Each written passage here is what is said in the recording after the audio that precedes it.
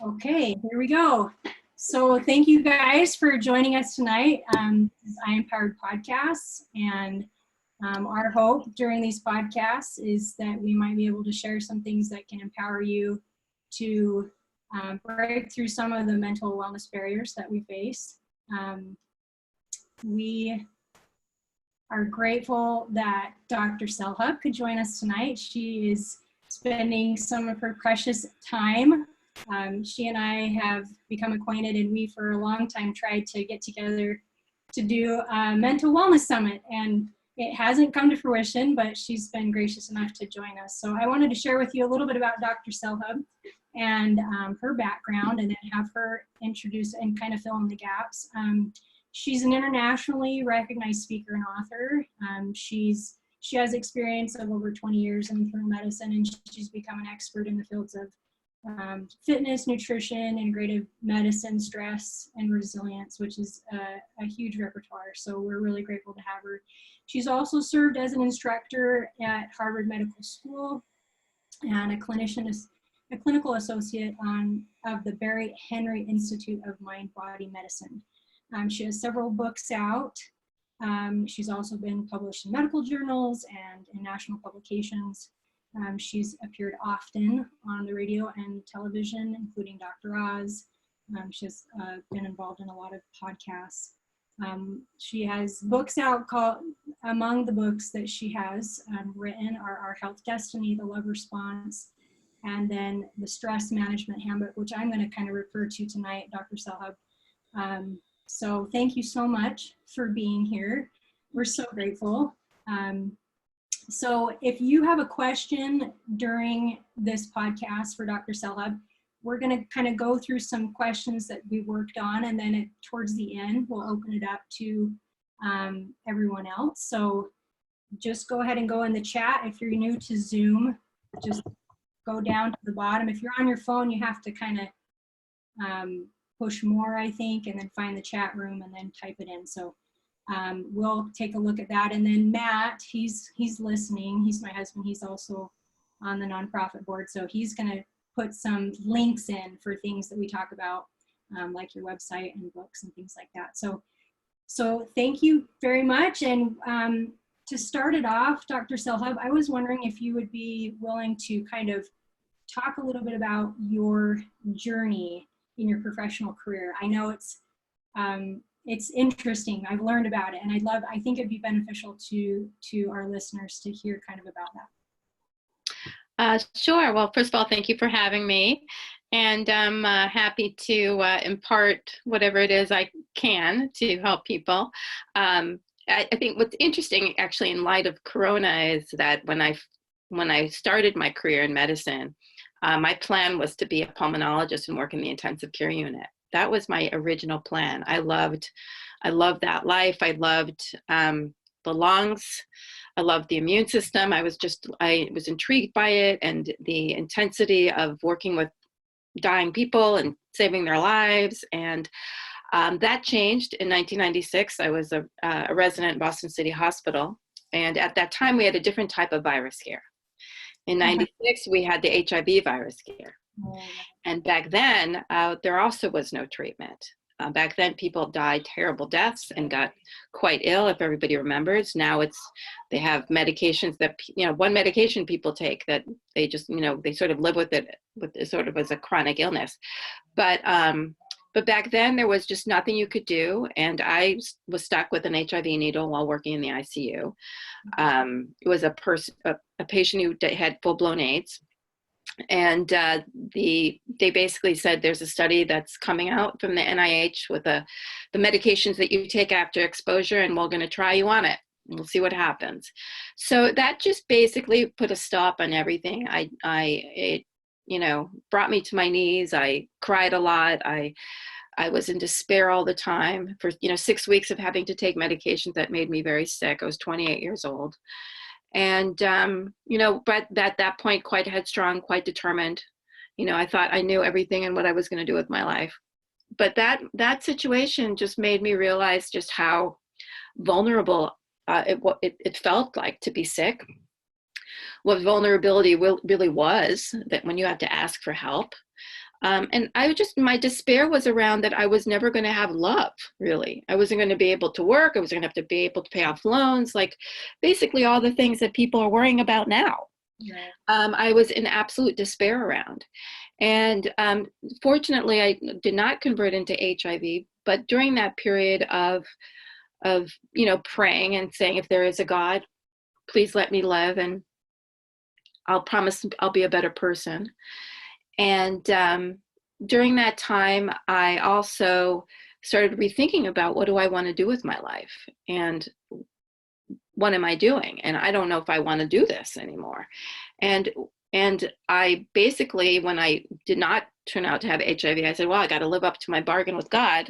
And, I need to go and help people in other ways. This isn't going to be it. So I thought, I'll do primary care until I figure things out. It's not really what I want to do, but I guess it's what I'll have to do. And I was really determined to do it well. But during that course of the end of that year, so that was sort of June of '96, it was immediately following by my dog dying, then my grandfather dying, and then being harassed by somebody who was writing letters to the medical board that I had to take to court, and then my apartment burning down and losing all my worldly possessions, and then my father having a heart attack. And that just happened within a 5-month period. Just devastation after devastation, which again brought me to my knees and made me profoundly depressed, and just basically said, why bother? No matter how hard I try, no matter what I do, I keep getting knocked down. And I just didn't have the will to live. I just didn't see the point. And that went on for several months. And I basically was living with my family and cleaning soot from whatever few objects I had left after the fire. And all that time, people were rallying. My colleagues rallied and put together a fund so that I could get a bed, and my family was there to take care of me. And I just walked around saying, why me? Why? Feeling just absolutely victimized by my circumstances. I was too tired to fight it anymore. And after a few months, I just kind of woke up and I said, like, why am I walking around feeling like a victim? Nature just as soon lets a forest fire burn as a flower bloom. It's not personal. And I'm taking it personally. And A, I need to figure out how to learn and grow from this. But B, why am I feeling victimized? If I feel this way, everybody feels this way, because I have a relatively good life. So that just made me want to learn more about that, the mental health and about stress. And so when I finished my residency and went to primary care, I also started volunteering at the Mind Body Medical Institute, which is now the Benson Henry Institute for Mind Body Medicine, to learn about meditation and stress and, mental health and all those sorts of things. And while there, they hired me, they asked me to, about a year into volunteering, they asked me to be the medical director. So I started doing both primary care and working at the Mind Body Institute and learning about meditation and mental health and all these types of things. And about 5 years into that, I just said, enough with medicine. I just was, it was basically turning into what it is now, which is, patients becoming numbers, and you couldn't really spend time with people. And I said, this isn't really what I want. And I want to learn more. And so I quit my job as a primary care doctor. I stayed on as a medical director and started learning alternative medicine and started merging everything together to create my own practice. And that's basically what I've been doing since 2002, is having my own practice, which is verged out of a clinical practice to a coaching practice, which working with corporations and clients to teach people about optimal health and resilience, which is merged together Eastern and Western medicine, merged together psychology, immunology, anthropology, sociology, everything that I've ever studied, Buddhism, Sufism, whatever it could be that I could get my hands on, that merged together to create not only knowledge for people that they can access, but practical tools they can use in everyday activities to shift out of that place of victimization to move into a place of resiliency. That's awesome. That was so beautifully put. And I just have to say that I think you sharing that personal story, and I know you shared it several times, but for our listeners and our audience to hear that coming from your background and the successes that you've had and your schooling, typically, you know, like in our family and in some experiences that we've had, people that struggle in mental health think that, you know, I'm not going to amount to anything. And other people just don't deal with it. And I think it just shows that at some point in our life, people will be on the spectrum, whatever, you know, however great that is. So I think it brings peace to know that even someone like you has struggled. And I love that you're now taking that and turning around and trying to share with people. And I love the multifaceted approach, because as we've found in our family with mental health, there's no one size fits all. And you found truth and in so many different ways. And I think that's really important. And kind of our approach with our nonprofit is to help find those tools. And so I'm really glad that we're here so we can glean from all the knowledge that you have and in your search. So I wanted to reference the handbook, the stress management handbook. I felt like it kind of went hand in hand with what we're talking about tonight. And I was reading through some of the excerpts from it and what you have on your website about the points. And they were really important. And I wanted to start first with this question about stress response. I think that this will be a good way for people to understand really what happens somewhat physiologically when we have stress, and then you can kind of share with us more about some of the tools when those stress responses come. So could you talk to that? Sure. I think it's important to understand, first of all, that stress isn't bad. Stress is actually a term of physics. It just means that something's out of balance. That's really all it is. So just try to keep in mind that we're living organisms. We live in a living organism, as is the earth, the planet, the universe. So that means everything's breathing and growing and changing at all times. The goal for and like we can maybe think about it as energy, even the body is energy, the universe is energy, and energy is constantly moving and changing, right? It doesn't stay still. And the thing about that is that the energy wants to also find balance. So if you guys remember the term homeostasis from biology, that is the desire to have a homeostasis, to have balance, to find that steady state. So that's the goal for all energy. But it's impossible because we're living and breathing, and there's things that are constantly changing. So to be able to just stand still in one place is impossible. So anything that affects that stillness, that affects that balance, is called stress. And that's just life, right? So every time you're hungry, that's a stress. Every time you're cold, that's a stress. Every time you're uncomfortable, that's a stress. So anything that affects that state of stillness or balance is stress. And what happens is that we have this innate system within our body called the stress response that will pick up that there's a stress present and create a response, which is driven primarily by stress hormones like cortisol and adrenaline, that creates physiological changes like an increased heart rate, muscle tension, increased respiration, and so on and so forth, that create physiological changes that will then create symptoms that are tangible to our brain. And so that our brain could then label those symptoms as hunger, as cold, as discomfort, as being late, so that an action can take place to correct the problem so we can get back into balance. So for instance, you have let's say you're sitting for a really long time. Your butt, the sensory system in your butt is going to send signals to your brain and saying, I'm starting to atrophy. I'm starting to hurt. Because you're going to have your pain fibers are going to start being stimulated, saying, this hurts. So then your brain says, oh, I'm having pain in my right buttock. And so then that's going to motivate the action to shift positions. And you shift positions and you find a comfortable position, and now you're back in balance. That's how it works. So we have an imbalance that comes in. The lower brain will pick up the imbalance.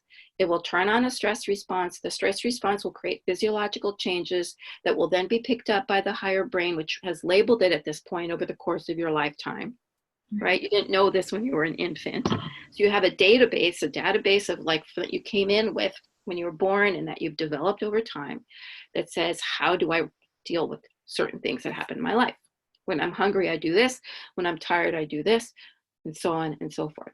So you developed behavior patterns, habits, coping habits to be able to manage life. In any given moment, every cell of the body is saying, am I enough? Do I have enough? Let me see.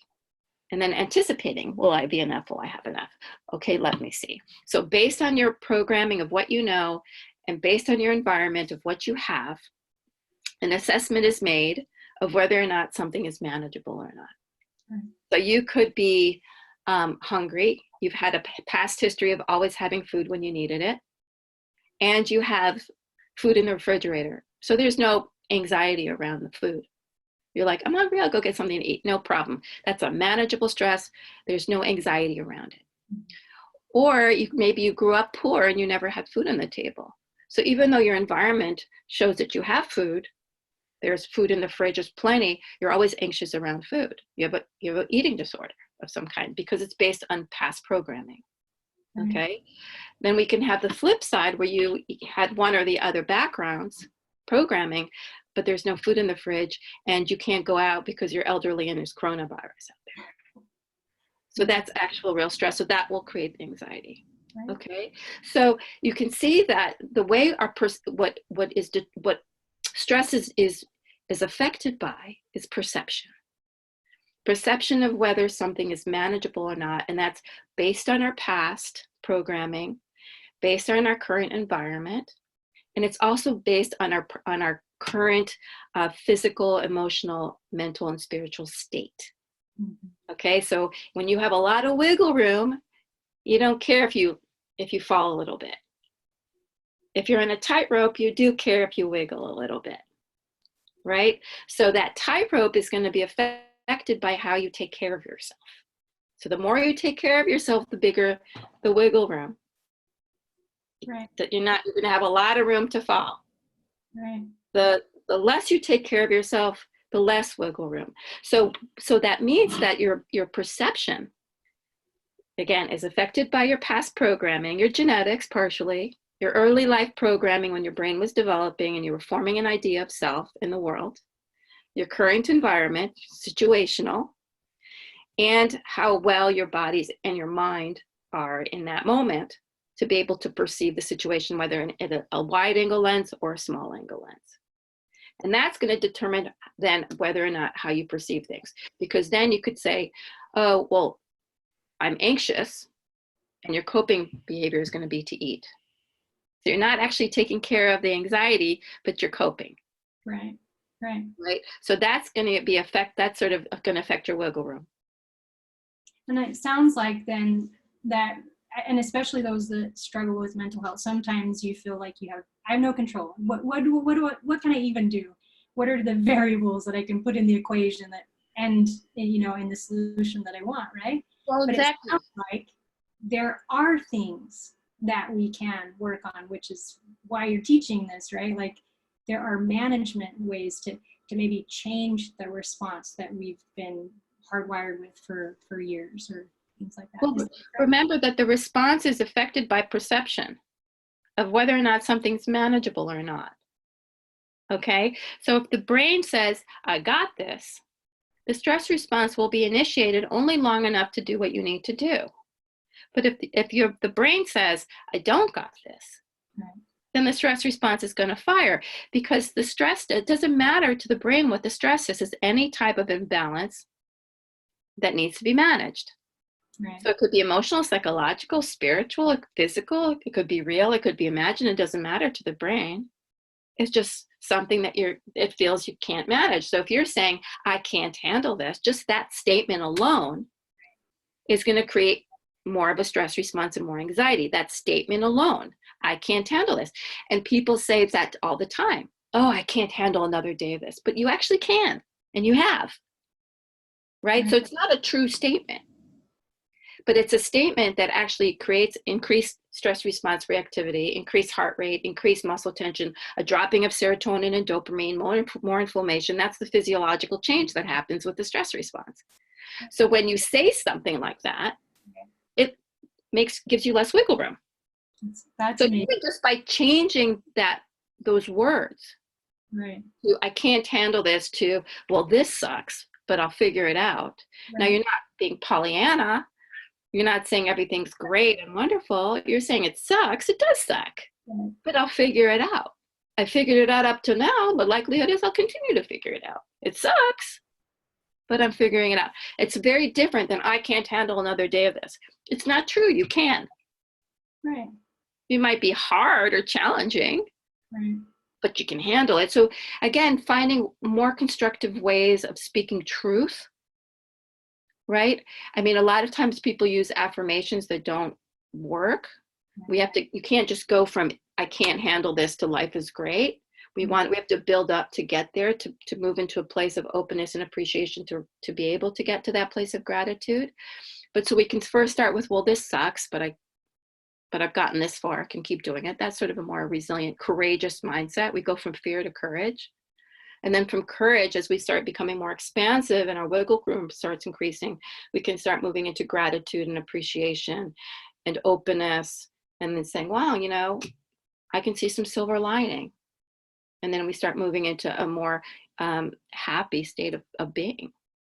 I love that, because it gives someone that's really, really struggling, like, hope that you don't have to go from, because obviously we know the power of positive thinking, right? Being positive, like you hear that, and we've been taught that, and even in our family, we know how important that is. But like you said, from going from that I can't to like everything's perfect, that's a huge jump. So I love the steps and the levels that you gave. It's okay to acknowledge that you're going through a really hard time. That's right. Validating that feeling. So I really appreciate that. Well, I think it's really important to remember the first step to all things is compassion. So you want to have compassion for the way you feel. Right. Always have compassion. Everyone's suffering. Everyone. So we want to have compassion for that suffering. Right. Because once we start having compassion for ourselves, the suffering starts being alleviated. Right? So part of the problem is you keep thinking you need to be something you're not. This idea of perfection that we started off with, like you're supposed to, people, I can't tell you many people, how could you, work so hard to get an MD and leave it behind? What makes you think I've left it behind?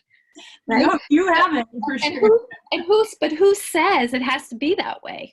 Right? So we have this idea of expectations of how we're supposed to be. There is no supposed to. We all have a journey that we're here to try to figure out. So the first thing we want to do is have compassion for that journey that we're on, because it's not easy. Right.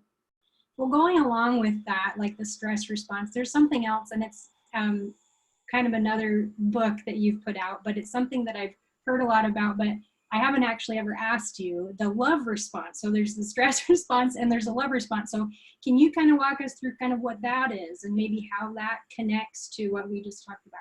Absolutely. So we have the stress response, which, like I said, is that wired response that motivates action. Again, it's a really necessary, you need it, we'd be dead without it. Any person who says they don't have stress is somebody who's dead, right? They're just dead. It's impossible. So and like I said, to reiterate, that stress is necessary, the stress response is necessary, but it's only beneficial when it's short-lived, when we manage it. So there has to be a period of recovery and relaxation, if you will, stability or stillness before the next stress happens. So if you were to look at a graph, it would kind of look like up and down and stillness, up, down, stillness, that period of quiet. Most human beings don't live in a period of quiet at all because we've got, so many worries and fears and that sort of thing. So Dr. Benson, who started the Mind Body Medical Institute in the late 1960s, discovered that when people meditate, that stress response is reversed. It's like watching the film go backwards, and he called it the relaxation response. And the reason he called it that was because it wasn't just people who did transcendental meditation where these physiological changes happen, but it was people who do mindfulness or visual imagery, like basically yoga or Tai Chi, different types of meditation practices elicit the same physiological response, which he called the relaxation response. And so when I was learning about the relaxation response at the same time, and this is back in 2002, I was also learning about myself, and I was having, again, my own anxiety, my own depression, trying to find ways to overcome that. And 2002 was the year that I left my job. I was having panic attacks in between patients. I was miserable. I just hated everything. I hated the medical system. I just was so unhappy. And then this incredible thing happened, and that was my niece being born, who's just turned 18 last month. And so crazy. But I was part of the labor and delivery team. I got to be the one that took her out and cut the cord. And here I am holding this, bloody baby. And it was the most beautiful, wonderful experience of my life. And in that moment, time stood still and everything was fine in the world. Mm-hmm. Everything was glorious. And I truly and honestly believed that everything was going to be okay. And it struck me, and I thought, wow, gosh, what is that? Mm-hmm. I was just in a panic attack, 10 minutes ago, and I'm like, everything's fine. And it continued to happen every time I was with her. And I said, I need to look this up. I said, this is kind of that feeling I have when I go into deep meditation. Mm-hmm. And I researched the research, and my colleagues actually in Germany had written a paper on the neurobiology of love. And indeed, it turned out that the physiology of love was similar to the relaxation response. Mm. That through love, we actually can get into a meditative state. So I thought, wow, so if I access love and meditation at the same time, I can get those benefits quicker, faster. And not only that, but sustain them throughout the day, because it's one thing to get out of your life to meditate, which nobody has time for. It's another thing to bring the meditative state into life. Right. So that's when I started researching love. It's the physiology of love. And how do we access it? Through self-love, social love, and spiritual love, and the different ways of doing that, and the tools that we can utilize to access it. And that's what the love response is all about. The book. And I love that there's different ways to access it, because sometimes for those that, in any state, but those that are struggling with mental health, or if we're in a caregiver role and we're not we're thinking, oh, well, if I could just feel that love, right? I'd feel relaxation, but that's not always the case. And you can't expect that to be that way. So there, again, are ways that we can have a little more control about how that comes into our life, instead of just kind of waffling in the wind and letting it come, which right. I like, right. Which I think that's important. And I think that's a big question in a lot of people's mind when they're dealing with mental health is, what are the things I can do instead right. of just learning, but I want to learn how to do something that will help me and the people that I love. So that's right. They want tools, and it's very much based on being able to switch out of fear and other negative emotions into the state of love and joy, and understanding that love is a physiological state. And ultimately we access it through, you can transcend all the ways of getting that through spiritual love, through connecting to something higher than self. And that's sort of what I was saying, the stages of, I can't handle it, to it sucks, but I've got this, to appreciation, gratitude. When you're in the states of appreciation, gratitude, what have you, those are actually states of love, right? Connecting to God or nature or spirit or infinite intelligence, that's a state of love. And then the compassion that I spoke about for the self is a state of love. Right. So each of these are different states of love that will shift you out of the stress response and get you access to higher brain centers. So what happens when we're in the state of love or in that meditative state, it stimulates the dopaminergic reward centers of the brain, stimulates oxytocin, which is a love hormone, and morphine-like substances will literally create a high, which make you feel high that anything is possible, as opposed to nothing is possible. Right. So being able to access love allows us to access that part of us that can believe and have hope, which we don't have access to when the stress response is hyperactivated. Yes. And since we've talked a little bit about mindfulness and meditation, there are people that are on tonight that I know are, they've heard the terms, and like in our family, we've learned a little bit about it and we've scratched the surface.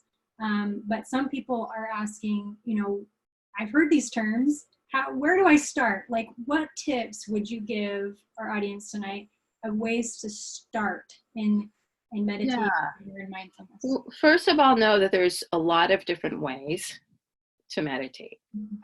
There's no one right way and there's no one best way. It's the one that you do. Mhm.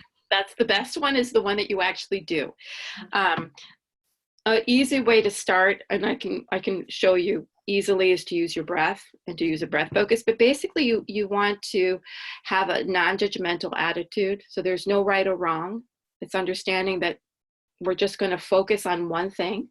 And it could be the breath, it could be numbers, it could be an image or visual imagery, it could be a movement. In mindfulness, it's about paying attention to what's in front of us or inside of us, but without judgment. Mhm. So it's a non-judgmental, passive mental attitude. It's like saying, oh, there's the breath. Oh, there's my hand. You know, oh, I can feel the breeze on my skin. Okay, so it's not judgment, it's recognizing, observing without judgment, Mhm. without emotion, and having a repetitive focus, right? With non-judgmental passive attitude. That will bring us into a meditative state over time, because the physiology is going to be calmed down and the mind will stop its mental chatter. So that's just an example of eliciting the relaxation response. If we do 10 to 20 minutes, we've actually done a meditation. You can do, like I said, you can do it in many different ways. What I find the easiest way to start is, one, I'll show you a technique just using the breath, focus, and counting. But the other is through mindfulness, which is that ability to just have non-judgmental awareness of the present moment with appreciation. And so you can go on a mindful walk, for instance. There's a wonderful practice started in Japan called Shinrin-yoku, forest bathing, which you're literally bathing all your senses in the experience. So in mindfulness, you're bathing your senses. What do I feel? What do I see? What do I smell? What do I taste? What is my experience? And you're in the total experience rather than thinking about anything. Mhm. So you can eat mindfully, like in that appreciation of the farmers that grew this food, and oh my God, the redness of that tomato, and the texture and the smell and how it tastes and all those things, and just really be in that moment of engaging all your senses. You can do like a pairing of your wine and your food or whatever. It doesn't matter. You can take a shower mindfully. So those are things that you can do with your eyes open and every day, which allows you to be in the present moment. There's a lot of apps that you can learn meditation with, whether it's 10% happier or calm or the Insight meditation app. I've got plenty of meditations on my YouTube channel, which are guided imagery. So you just find, there's a lot of ways to do that, to learn. There's One of the ways so many that's things that helped, are available. yeah. And I noticed that you have a book on this as well, nature, and it's kind of, how that affects us. And one of the things that our family has found is that when we get to that point where we don't know what to do, we don't have the answer, we just go outside. We just go up a mountain. And my husband, for instance, he has found that photography is a very, very mindful activity. He loves birds. And so he'll go out and he takes pictures of birds. And it is like just amazing to see what happens in that. So I love that you said it's what you do. So you find what works for you, and everybody's different. Everybody has different interests, but there is somewhere where you can find that. So, That's right. Nature is such a wonderful way to do this. I mean, it's literally going out in nature is like putting a drop of morphine in your brain. that's awesome. It allows you to connect to something larger than the myopic view that we go into when we're depressed or anxious. So it creates a sense of expansiveness that is just a wonderful. And I mean, there's a lot of research around it too, and how helpful it is. All right. So another thing, I can't believe how fast this is going. So we're supposed to end at 6:15. It's 5:30. Maybe we'll go a few minutes over.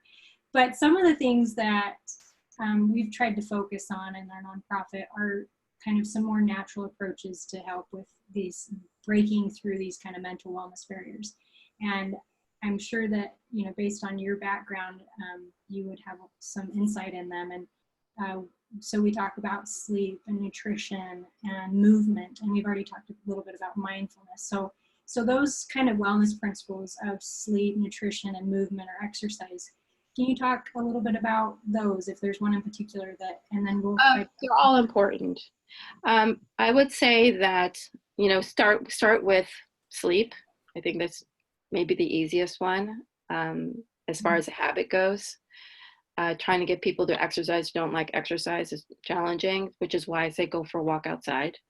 Um, Borrow a pet, because that's really good for your mood as well. And they'll make you go outside if you borrow a dog.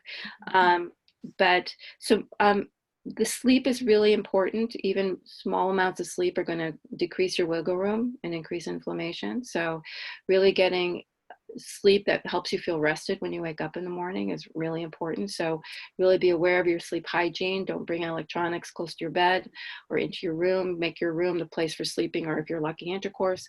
But it shouldn't be really used for anything other than that.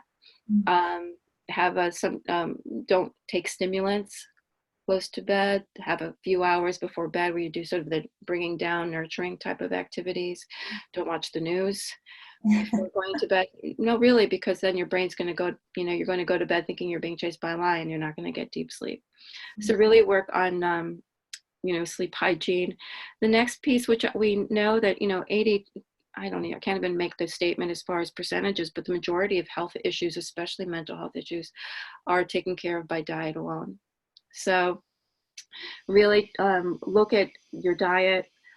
Try to follow more traditional diets like the Mediterranean diet, where there's really good research behind how it improves mental health and how mental health is worsened by the Western diet, which is high in processed foods and sugars and fats.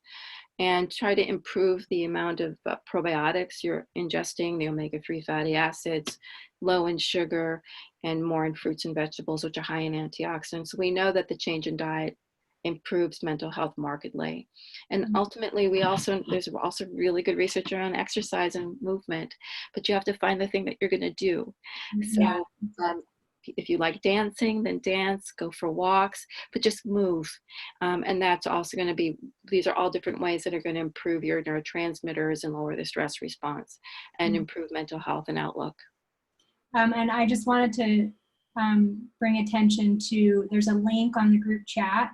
This was actually how I found Dr. Selhub. I was looking one night for some answers, and I came up with this term, and I thought I came up with it, but I didn't realize nutritional psychiatry, or and I'm like, that was good. And so I look online, and I'm like, the first thing that comes up is your article that you wrote for Harvard about nutritional, your food and mood, or how it affects our mood. It's called, I'm trying to think of Your Brain on Food. So the link is in there. It's fantastic. And I even went through and looked up all the other articles that you referenced in that, and it was just really awesome. And it's been a really big change in our family's life. I want to open it up. There's so many things I'd like to ask you, but I'm going to keep to our time. Before you do that, I promised I would show you a quick technique. Yes. Yeah. So basically all you do is you can, if you're comfortable, close your eyes. Otherwise, maybe just look at your hands as they rest on your lap. But what you want to do first is just scan your body from head to toe. And you're just going to be scanning and checking to see where you have areas of tension. You just allow your mind to think of whatever it's thinking about. But notice where the tension is building up. So starting with the top of your head, and do sort of scan all the way down your face, through your throat and neck, shoulders, back and chest, abdomen, lower back, hips, buttocks, and legs and arms. And just notice where that tension might be, contraction or restriction. You're just recognizing your body as a source of energy that's responding to the environment. And then all you're going to do is choose one area that you feel the most tension. Redirect your focus away from your thoughts and bring it towards this area where the energy is tense. And gently breathe in and out into that area of the body. Creating your focus on the breath, you're going to count 1, 2, 3 as you breathe in. And 1, 2, 3, 4, 5, 6 as you breathe out. Count to 3 on the inhalation and 6 on the exhalation. Having a longer exhalation stimulates the parasympathetic nervous system, which allows the stress response to calm down. So just do this for 5 more breaths, noticing how the tension, that energy in your body will start moving with your breath like a curtain that moves in the breeze. Everything's moving with the breath. Everything's moving with the breath, like a curtain that moves in the breeze as you count to 3 on the in-breath and 6 on the out-breath. Just letting go.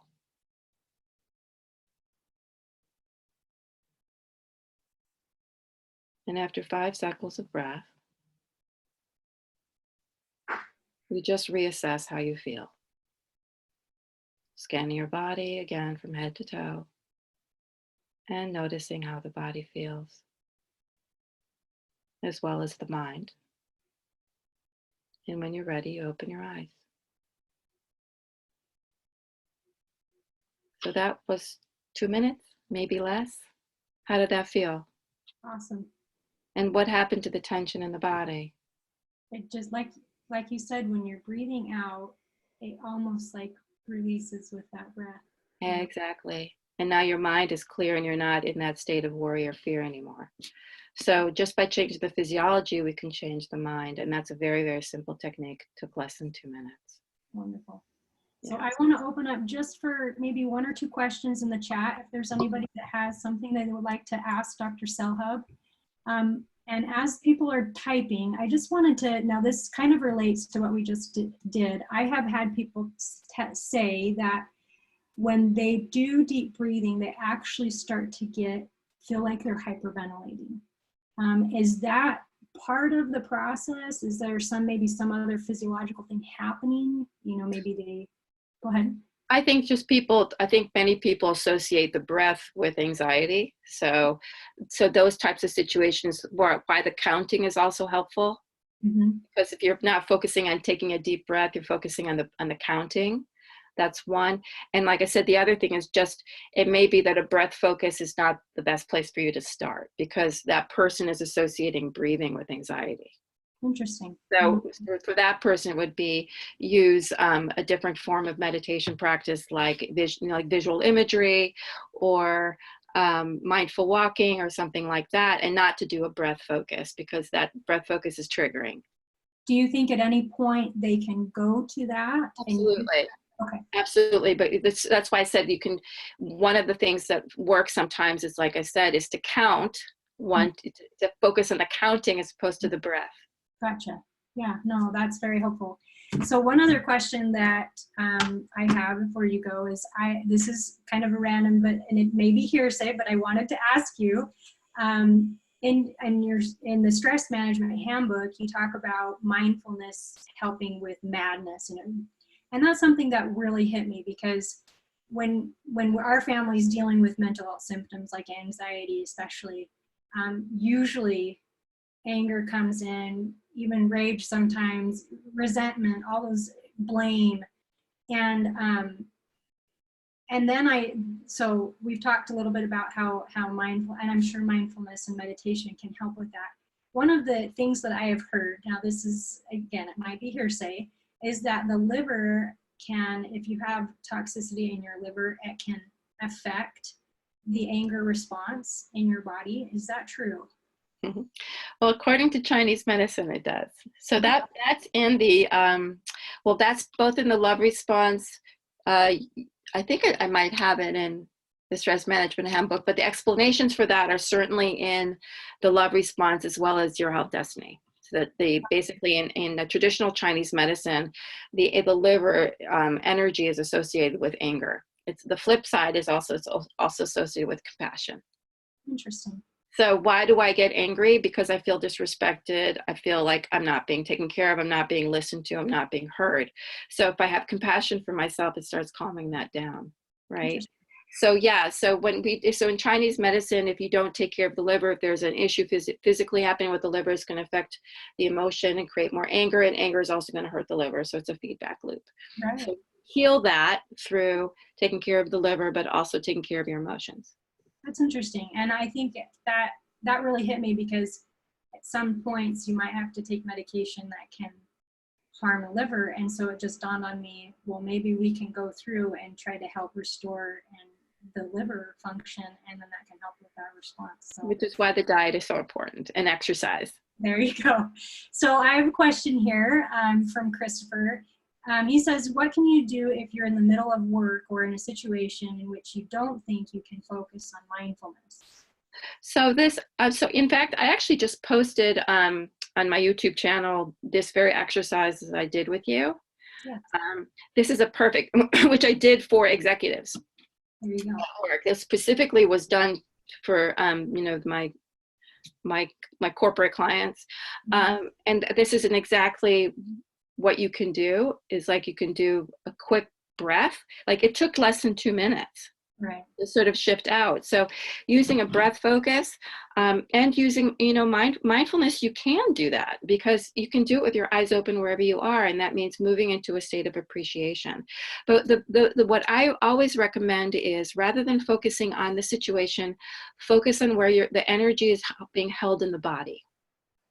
Don't focus on the thought. Don't focus on the situation, because that's only going to make you feel more victimized. Instead, focus on where is that being translated as a physical tension in my body. So we're objectifying it. And there's all kinds of very simple techniques in the stress management handbook, by the way, Christopher. So this is just one. And basically, you're going to pay attention to what's happening in my body. Where is that energy becoming tense? And then using my breath to clear it. Mm-hmm. So it becomes objectified. So we're just moving the energy so that when we're in a state of flow, we can handle things more effectively. Like when I'm driving, I've noticed I hold my breath a lot, especially if I'm rushing or anything. And I'm like, I've just realized, and Dr. Andrew Weil, do you know Andrew? I'm sure you do. But he shared this relaxation breath. And so that's what I started doing when I was driving. I could feel, I stopped breathing and everything's tense. So I would start doing that breath while I was driving. And I was like, oh, okay, well, this is good. We can continue driving. That's right. That's right. So it's the key is to redirect away from the thought. Mm-hmm. Because the more you focus on the thought, the more myopic, the smaller your world is going to get, the more victimized you're going to feel. Yeah, I agree with that. So thank you so much. I wish we could go longer, but we're going to respect the time frame, and we really do appreciate you coming, Dr. Selhub. This has been wonderful for me, and I hope for others, and maybe we can have you on again. All right. Thank you very much. Thank you. Have a good evening. You too. Thank you, everyone, for coming. Join us May 20th. Dr. William Sears will be joining us for Dr. Bill's top tips for mental wellness. So thanks, you guys. Have a good night. Bye.